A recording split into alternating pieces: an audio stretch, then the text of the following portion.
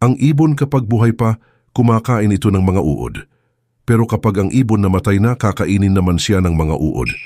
Ang isang malaking punong kahoy kayang makagawa ng milyon-milyong palito ng posporo. Pero isang palito lang ng posporo ang kailangan para sunugin ang malaking punong kahoy.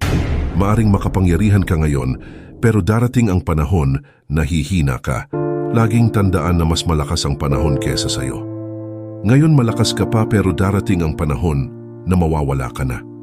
Ugaliing magpasalamat sa mga natatanggap na biyaya, iwasang magyabang at laging magpakumbaba.